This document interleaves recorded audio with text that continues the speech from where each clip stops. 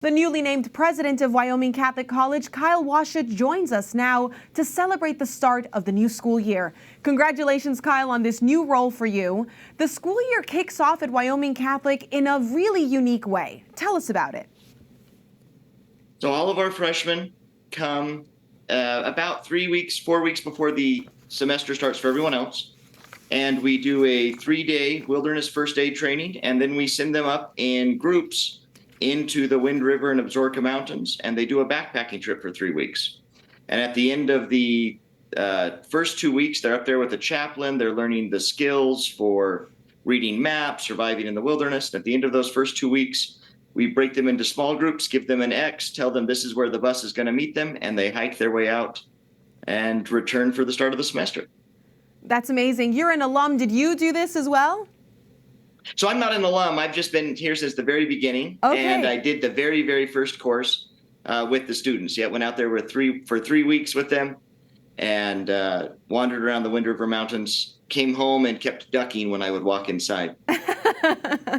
Now, you also do something that speaks to this digital fatigue that many students experience. What policies do you have around technology on campus?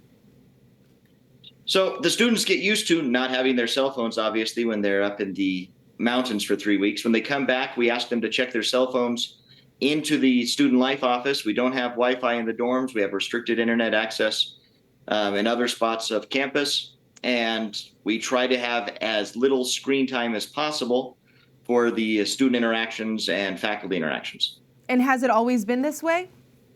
From the beginning. So even before smartphones had really taken off, they were just starting, and we opened the school in 2007 with our first students, and from the beginning we had no cell phone policy. Now, because you have been there such a long time, how has the school changed over time in both the way that it forms young minds, but also maybe some of the ways that it's encountered the way that culture has changed, with sexual morality being really something at the forefront of what you're facing on Catholic colleges?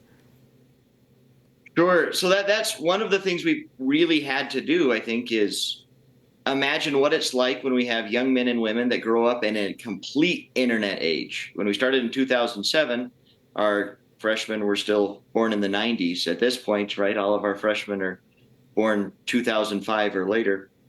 And so growing up in the post-iPhone age with the ubiquity of pornography, with the concerns about transgender identity and the rest, the students have just been inundated with a series of propaganda and just parade of images.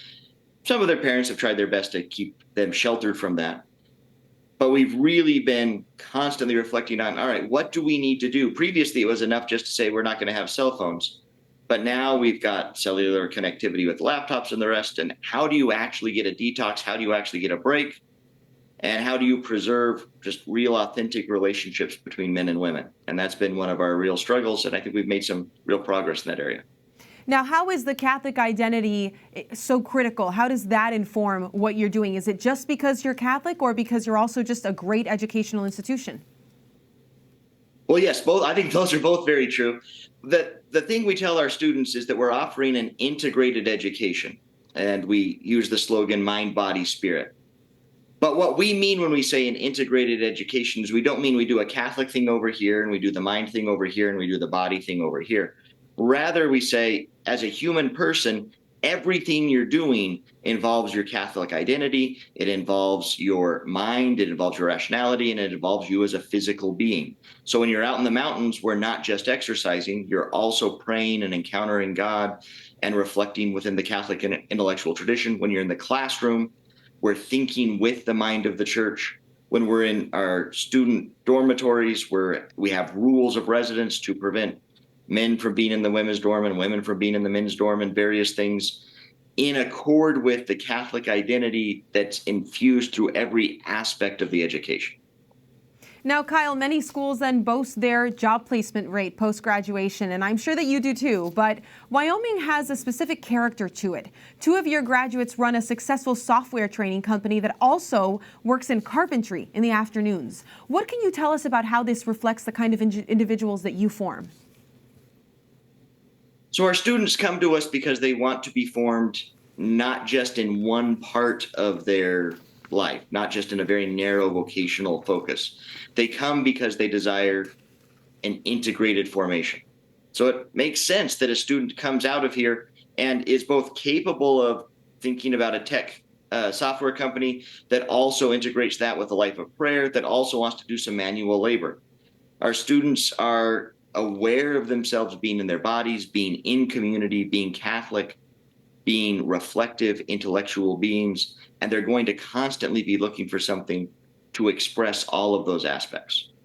Well, that's good to hear. You have a big mandate ahead of you. What do you hope to do with this new job that you've been given?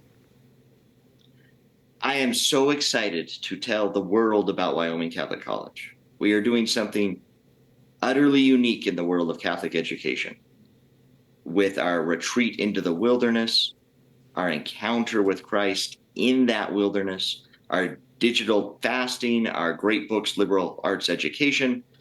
This education only exists in Wyoming, and right now it's only for a very small group of students, and I want as many people as possible to hear about it and be able to participate in it in some way. Well, we'll be praying for you as you endeavor to fulfill this great mission. Thank you so much, Kyle. Thank you so much, Montse.